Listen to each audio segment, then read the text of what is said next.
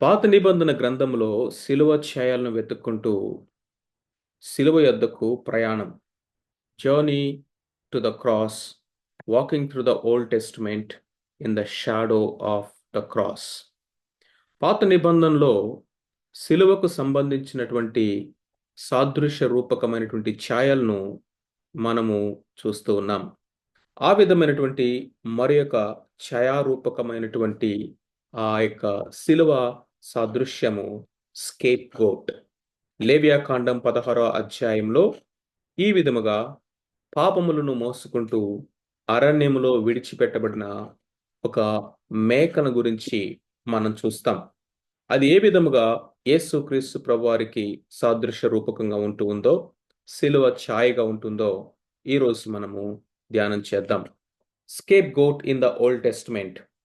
ఈ విధమైనటువంటి scape goat, పాపములను మోసుకుని పోయి అరణ్యములో విడవబడినటువంటి మేకను గురించినటువంటి ఆ యొక్క సందర్భము లేవియాకాండం 16వ అధ్యాయము 5-10 వరకు, 20వ వచనం నుండి 22వ వచనాల వరకు దీని గురించినటువంటి విషయం రాయబడి ఉన్నది.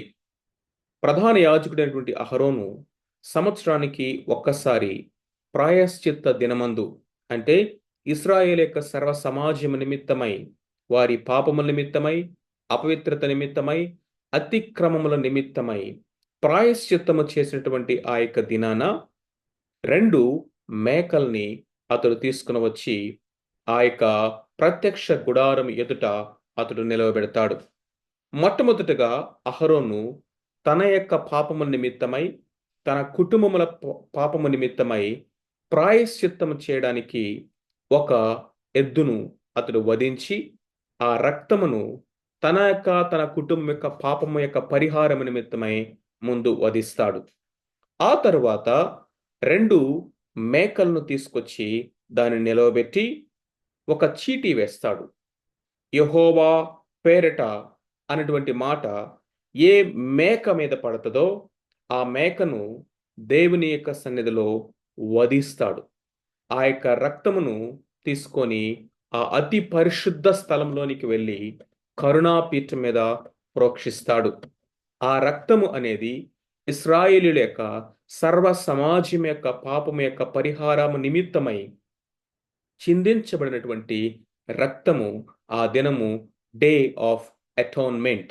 అది పాలెము అంతటి కొరకు, సమాజం అంతటి కొరకు, ఇశ్రాయేలు అందరి నిమిత్తమై వధించబడినటువంటి ఆ యొక్క బలి పశువు అది.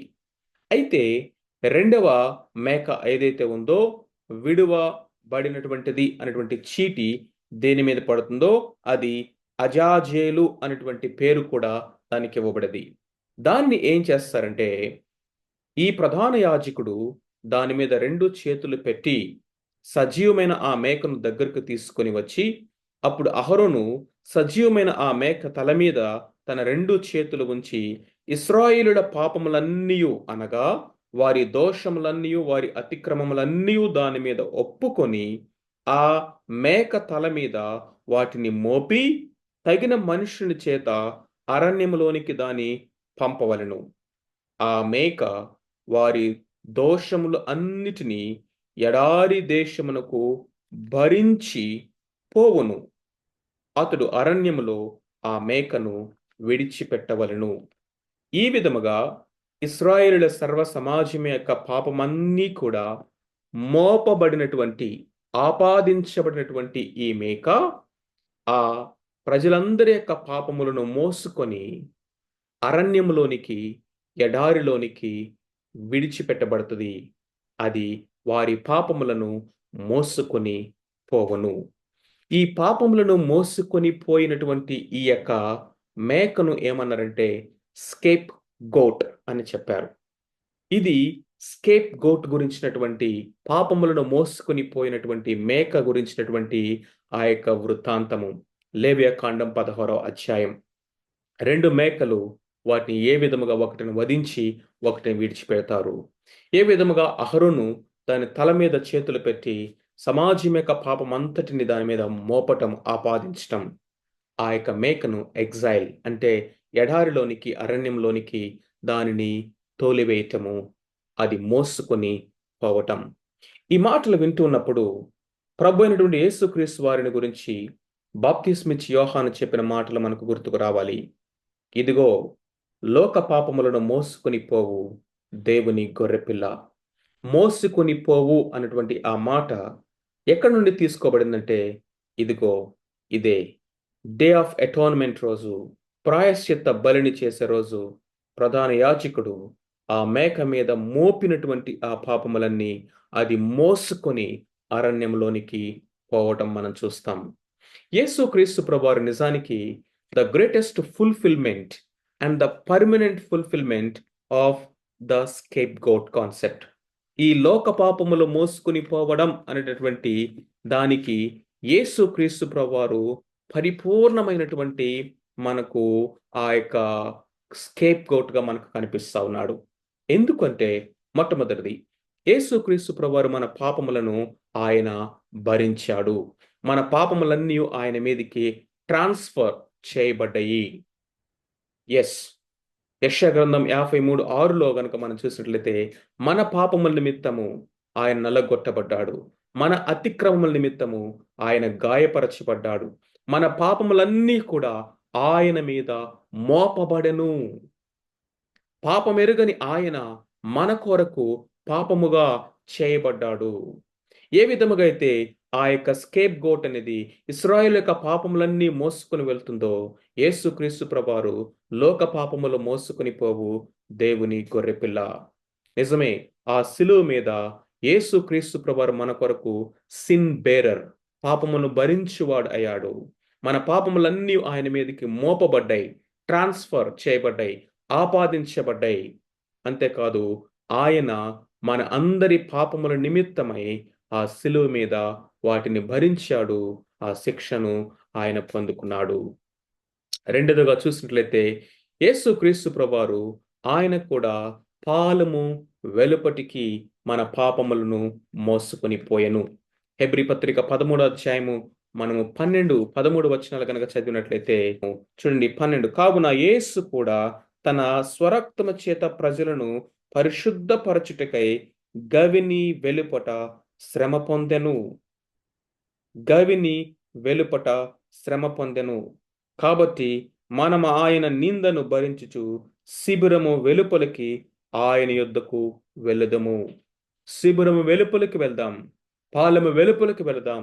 ఎందుకంటే ఆయన మన పాపములను మోసుకొని ఆయన గవిని బయటకు వెళ్ళెను. He was crucified outside the city gate. ఏ విధముగా అయితే ఆ స్కేప్ గోట్ పాపములన్నీ మోసుకొని అరణ్యములోనికి, పాలెము వెలుపలికి వెళ్తుందో, యేసుక్రీస్తు ప్రభువారు ఆ సిలువను ఎత్తుకొని మన పాపములన్నీ భరిస్తూ ఆయన పాలెము వెలుపటికి వచ్చాడు. కాబట్టి ఆయన మన పాపములను భరించినటువంటి, మోసుకొని పోయినటువంటి దేవుని గొర్రెపిల్ల, the real scape goat. Scape goat అనేటువంటి ఈ మాటను చాలాసార్లు మనము చాలా సర్కాస్టిక్ గాను, మోసపోయినటువంటి వారికి, లేకపోతే నమ్మి ఎవరి చేతులను మోసపోయినటువంటి వారిని ఏమంటామంటే, వీడు బలిపశువు అయిపోయాడ్రా, స్కేప్ గోట్ అయిపోయాడ్రా అని చాలా చులకనగా, చాలా తక్కువ స్థాయిలో మాట్లాడవలసి వచ్చినప్పుడు ఆ మాట వాడతాం. కానీ బైబిల్లో స్కేప్ గోట్ అనేటువంటి ఆ మాట ఎవరికి మొట్టమొదటిగా వాడబడిందంటే, ఇశ్రాయేలు యొక్క పాలెం యొక్క పాపం అంతటిని మోసుకొని బయటికి వెళ్ళినటువంటి ఆ మేక. అది ఎవరికి సాదృశ్య రూపకంగా కనిపిస్తుందంటే, మనందరి పాపములను మోసుకొని ఆ కల్వరి కొండ మీదకి వెళ్ళి గొల్గొతా మీద తనను తాను బలిగా అర్పించుకున్న ప్రభు అయిన యేసుక్రీస్తు వారికి సాదృశ్య రూపకంగా కనిపిస్తా ఉంది. పాత నిబంధన గ్రంథంలో ఉన్నటువంటి ఈ స్కేప్ గోట్స్, ఈ సాక్రిఫైస్ చేయబడినటువంటి బలుల పశువులన్నీ కూడా they are not perfect, they are not complete. But యేసుక్రీస్తు ప్రభువారు perfect and final scape goat. మన పాపములు మోసుకొని వెళ్ళాడు. Once for all he did it and he justified. యేసుక్రీస్తు ప్రభువారు ఆ విధంగా మన పాపములను మోసుకొని వెళ్ళినప్పుడు దానివల్ల కలిగిన పర్యవసానం ఏంటో తెలుసా? మన పాపములను ఆయన మోసుకొని పోయెను అన్నప్పుడు ఆ పాపములకు సమస్తమైన పరిహారము ఆయన చేశాడు. ఏంటి కీర్తన గ్రంథము 103:12 గనుక మనం చూసినట్లయితే అక్కడ రాయబడిన మాట ఏంటో తెలుసా? పడమటికి తూర్పు ఎంత ఎడమో ఆయన మన అతిక్రమములను మనకు అంత ఎడముగా చేసి ఉన్నాడు. తూర్పుకు పడమటికి ఎంత దూరం ఉందో ఎవడైనా చెప్పగలడా? ఆయన మన పాపములనంట అంతగా దూరపరిచాడు. అంత ఎడము కలుగ చేశాడు. మీకా గ్రంథము 7వ అధ్యాయము 19వ వచనంలో ఆయన మన పాపముల అతిక్రమములన్నిటిని సముద్ర అగాధములో పడవేశాడు. ఏం ఏమి సెలవిస్తా ఉన్నాయి ఈ మాటలంటే, ఆ పాపములు ఇక ఎన్నడూను కూడా కనబడనంతగా, ఇక ఎన్నడూను కూడా వాటిని జ్ఞాపకము చేసుకొననంతగా హి రిమూవ్డ్ ఇట్ ఫరెవర్. ఆయన తుడిచి వేశాడట. ఆయన కడిగి వేశాడట. కంప్లీట్‌గా కొట్టి వేశాడట. అవి ఎత్తి వేశాడట. ఇక ఎన్నడూ జ్ఞాపకము చేసుకొనడన్నాడు. సముద్రపు అగాధములో పడవేశానన్నాడు. నా వీపు వెనక వేశాను, వెనక్కి తిరిగి వాటిని చూడనన్నాడు. పడమటికి తూర్పు ఎంత ఎడమగా ఉన్నదో ఆ పాపములను నీకు అంత ఎడమగా చేసి ఉన్నానని చెప్పాడు. What a permanent solution in Christ Jesus.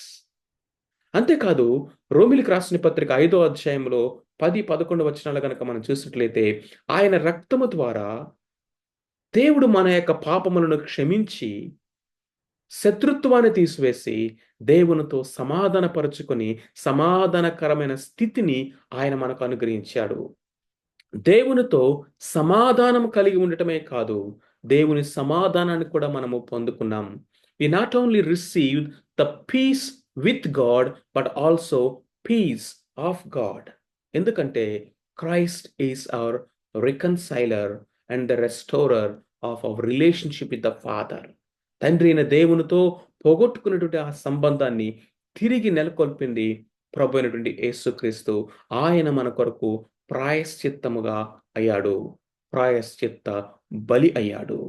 కాబట్టి బానిసలమైన మనము, ఆ బానిస కాడి కింద ఉన్నటువంటి మనకందరికీ విమోచన, విడుదల, స్వాతంత్రము కలిగింది. ఈ స్వాతంత్రము ప్రభు అయినటువంటి క్రీస్తు వారి యొక్క మరణము అనే ఎక్స్‌పెన్సివ్ కాస్ట్ అండ్ ప్రైస్ ద్వారా మనకి దొరికింది. Christ has removed our sins. So let us walk in freedom which Christ has provided us. అందుకనే మీరు స్వతంత్రులుగా ఉండుటకు పిలువబడితే కాబట్టి దాస్యం అనే కాడి కిందకి మరలా వెళ్ళొద్దు అని గలతీ 5:1 ఆయన మనల్ని హెచ్చరిస్తున్నాడు. So what is the conclusion? What is the summary? Christ is the perfect fulfilment of the scapegoat typology. Yes, బైబిల్‌లో పాత నిబంధన గ్రంథంలో చెప్పబడినటువంటి పాపములను మోసుకొని వెళ్ళినటువంటి ఈ మేక ఎవరికి సాదృశ్య రూపకంగా ఉంది? ఎవరిలో సంపూర్ణంగా అవి నెరవేరిందంటే యేసుక్రీస్తు ప్రభువారు.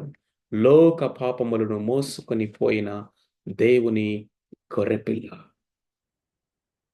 And he is calling us to receive that atonement. మన అందరి పాపముల నిమిత్తమై ఆయన ప్రాయశ్చిత్త బలిగా మన కొరకు అప్పగింపబడి ఉండగా ఆయన పాదాల దగ్గరికి వచ్చి మన పాపముల నిమిత్తమై మన పశ్చాత్తాపడినట్లయితే పాపపు బంధకాల నుండి విమోచింపబడి మనము స్వాతంత్రతలోను సమాధాన స్థితిలోను మనము నడవగలము. Come, he is inviting us to the cross. ఆ సిలువ దగ్గరకు ఆయన మనల్ని ఆహ్వానిస్తా ఉన్నాడు. మన పాపములు మోసుకొని పోయినటువంటి ఆ గొర్రె పిల్లను మనం చూద్దాం. He is our sin bearer and he was punished in our place on the cross. ఆయన మన నిమిత్తము బలి అయ్యాడు కాబట్టి, మన పాపములను మోసుకొని వెళ్ళాడు కాబట్టి, పరిహారము క్రీస్తు ప్రభువులో పరిష్కారముగా మనకు దొరికింది కాబట్టి, పాపము యొక్క బానిసత్వం నుండి నువ్వు విడిపించబడుటకు, సర్వ స్వాతంత్రములోనికి నడుచుటకు దేవుడు నిన్ను పిలుస్తా ఉన్నాడు. Will you respond for this great call? God bless you.